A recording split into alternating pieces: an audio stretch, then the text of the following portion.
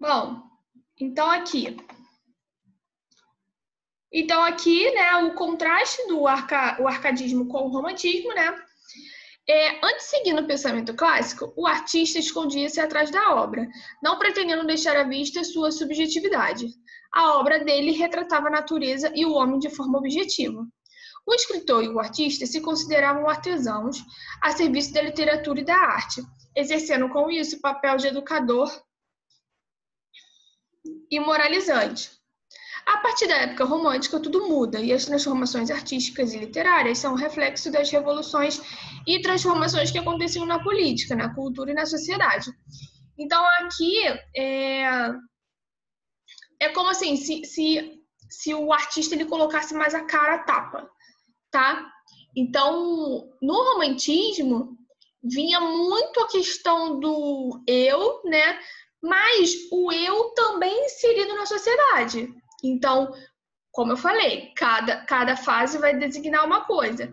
Então, ele vai criticar também, vai ter um momento de criticar o governo, vai ter um momento de criticar o amor, tá? Então, cada fase é designada por um, mas ele defendia, todas as fases elas defendem muito o eu. O eu dentro de uma sociedade, o eu em relação ao amor, o eu comigo, né? Como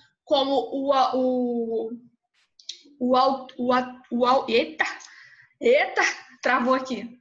O autor, né, se sente em relação ao amor, à mulher, né? Então, é muito subjetivo. Ele fala subjetivo porque ele é carregado, o romantismo é carregado pelas figuras de linguagem. Então, muitas obras têm muita presença de figuras de linguagem. Por isso, e a figura de linguagem, ela representa algo subjetivo, porque você tem uma transformação mais, uma identificação, né, mais complexa, né, que pode ser N coisas, do que o arcadismo, que era mais objetivo, com uma linguagem simples e não abordava a figura de linguagem.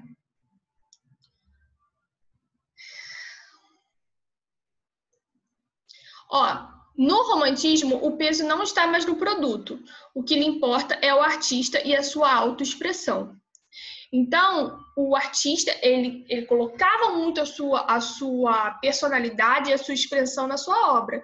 E ele não se preocupava em vender apenas. Ele se preocupava em atingir as pessoas com aquilo que ele estava sentindo no momento, tá?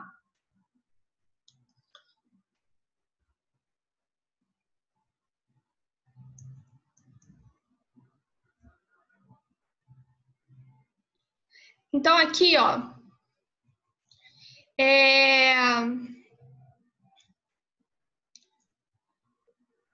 com base ali no que estava escrito, né, que eu falei, basicamente, que o autor ele colocava muito a sua expressividade no texto. Aqui, um traço notável do romantismo é o culto do autor, como se fosse um gênio e estivesse em contato com alguma forma de poder superior, precisando exprimi-lo com urgência, ultrapassando para isso a preocupação com a intenção clássica da forma. Outro traço importante do romantismo é a liberdade de expressão e da criação. Sobre isso, afirmava o escritor romântico francês Victor Hugo. Não há regras nem modelos. Surge grande liberdade nas manifestações artísticas, que refletem um momento histórico em que surgiram doutrinas liberais burguesas, como o liberalismo econômico, concorrência livre entre pessoas, sem que o Estado se manifestasse, e o liberalismo político, igualdade de direitos e de oportunidades para todas as pessoas, independentemente de classe a que pertencia. O romantismo ele também caracteriza a liberdade.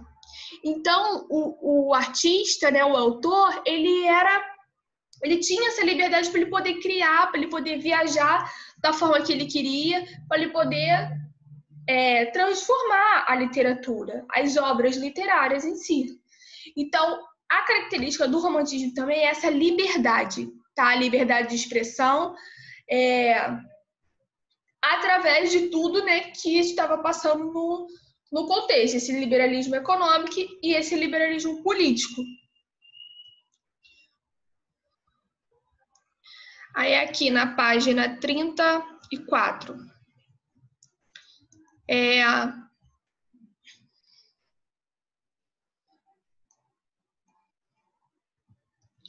Bom, alguns traços do romantismo. Confessionalismo. Os sentimentos individuais do autor são frequentemente expressos pela obra. Então, ó, sentimentos individuais. O autor pensa muito no eu, tá? Então, ele transmite muito o que ele está sentindo, o que ele pensa. Nacionalismo, resgate histórico e interesse pelo medieval. Da mesma forma como o eu do escritor é importante, a individualidade da nação perante as outras também é valorizada. Assim, a exaltação dos valores e dos heróis do país, ao lado da recuperação do passado histórico, que na Europa está muito ligado à época medieval. Então, ele também tinha essa exaltação de nacionalismo, né? Esse patriotismo também. Lembre-se, de acordo com as fases, tá? Mas ele também tinha essa valorização, né, nacional. Então, ele defendia muito, né, o seu espaço, ele brigava muito, como tinha essa liberdade, então ele ia atrás dos seus direitos. Valorização do folclore e da cultura popular. Ao lado da preocupação histórica está a pesquisa que retorna e incorpora as expressões populares, como narrativas orais e canções, sendo isso também parte da preocupação em se enaltecer a peculiaridade de cada país. Então, ele tinha essa preocupação histórica, né? Ele valorizava muito a cultura, o folclore, ele tinha essa valorização, como ele também tinha essa valorização do patriotismo, então ele defendia a cultura, tá? Crítica à sociedade, o romântico atua como um feroz crítico na sua sociedade, já que consegue enxergar os problemas que acompanham a forte industrialização e a aglomeração de pessoas nas cidades. Então, ele também, né, tinha essa visão crítica, né? Ele era subjetiva? Ele era subjetivo? Era subjetivo, mas ele criticava também, ele se impunha, tá? Ele ia lá, ele gritava através das suas criações, tá? Então, ele tinha muito poder ali. Pessimismo e escapismo. Muitas vezes, a noção dos problemas sociais e insatisfação com a sociedade fazem com que o escritor romântico se sinta inadaptado a ela. Isso redunda em uma forte noção de dor, de angústia e de desconforto, estado conhecido como dor do mundo. Então, assim, como toda transformação, tem a dor, né? Então, tem problema. Então, às vezes, ele não sabia lidar com essas transformações devido a esses problemas. E ele tinha muito esse pessimismo, tá? Então, assim, por mais que ele buscava, né, a mudança, ele queria tudo de melhor, ele tinha esse medo. Então, medo, insegurança, pessimismo também são características do romantismo. O tédio que se instala diante da vida, o mal do século, acaba levando os românticos ao escapismo, ou seja, à procura de uma forma de alienar da sociedade, por meio de narrativas sobrenaturais ou exóticas, pelo culto do sonho, do devaneio ou por meio do enaltecimento da morte. Então, lembra que eu falei? Ele também tinha essa questão da morte, porque era tanta coisa que estava acontecendo, era tanta coisa que ele precisava falar e se impor, ele às vezes acabava, né, derrapando e tinha essa insegurança normal.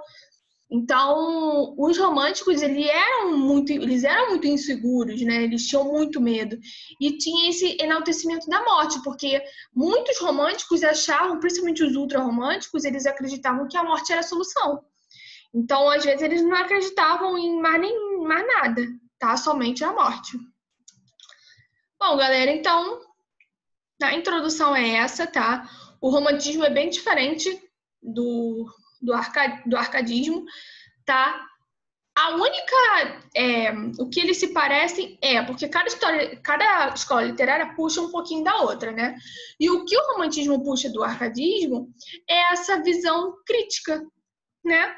E tem a primeira fase, se eu não me engano, é a primeira fase do romantismo, ele tem bastante, né, característica do arcadismo, tá? Com essa vida simples, essa questão, né, de vida simples, esse enaltecimento, né, do indígena. Então, a gente vai ver também no romantismo, mas as características em si são bem distintas, até porque o contexto histórico do romantismo, né, é diferente do arcadismo. Então, na próxima aula, a gente fala de romantismo em Portugal, né, entende mais um pouquinho, até depois para a gente chegar romantismo no Brasil, beleza?